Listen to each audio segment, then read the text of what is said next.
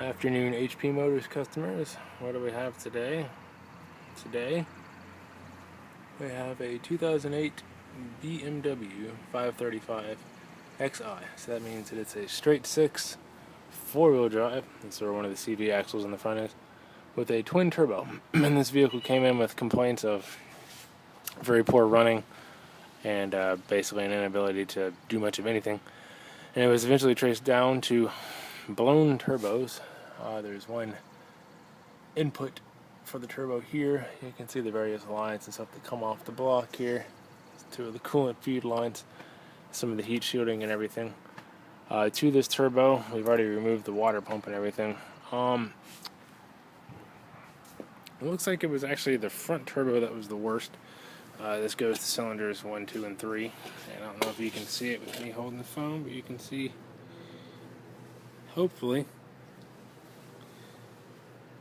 Is it going to focus for me? All that play and that impeller shifting around, or turbine fins.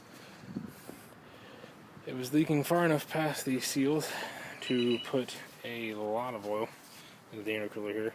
We had to pull the intercooler and wash it and wash it and wash it and drain it, and as you can see, I'm still getting some residual oil draining out even now, even after washing it with lots and lots of degreaser and detergent. I had to get half a quart of oil in there. Same thing with the intake tubes. Had to wash those out. Basically, for this job, at least for us, we pull the nose for bracing so we can brace the engine, pull the subframe and hang the motor, and access the turbos from underneath. So it's not a small job, and it's not at all unheard of for these turbos to have this issue. While we're in here, we're also going to get the cam cover gasket and the little crankcase breather that goes on the top of the cam cover, and a few other things. But this one's not a cheap one, and this one's not an easy one. So I thought some folks might be interested to see what all is involved getting in knee-deep into your BMW. Thanks, and have a good day. Back once again with HP Motors on this BMW turbo installation. If you notice here, you'll hear the sloshing and notice the air bubbles coming out. I am currently bleeding the cooling system. This is a nice little automatic function that the BMW ECU does for you.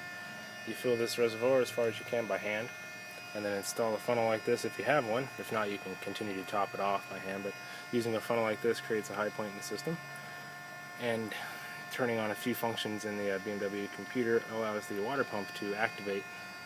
You can probably hear that high-pitched whining. That's the electric water pump running. And this will continue to bleed the cooling system beyond what you could normally do just by using gravity and filling up the reservoir by hand.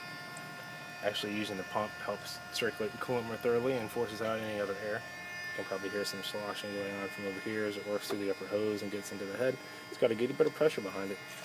And because it runs for, I've been told, around 12 minutes. I've got a nice power source hooked up to the battery to keep it from going dead on me. But other than that, now we just play the waiting game, and when the air bubbles stop coming out or when the pump turns off automatically, either way, we should be good on the cooling. And the beast lives. Don't be alarmed by that ticking sound that you hear. That's actually the direct injection. You can see these hard stainless steel fuel lines going right into the cylinders. Modern cars that are turbocharged like this one have direct injection, which fires under an incredibly high pressure. I don't know specifically on this car, but it's between 2,500 and 3,500 foot-pounds, so a good bit on average. Anyway, that's what that noise is. The engine's fine.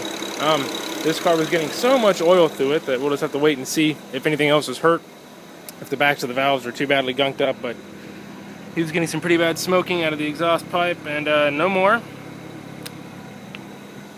This was a pretty bad one. That one turbo was completely locked down and leaking oil very badly. So we'll just have to keep our fingers crossed on this one, but it's together, it's running, there's no exhaust leaks, no drips. So far so good.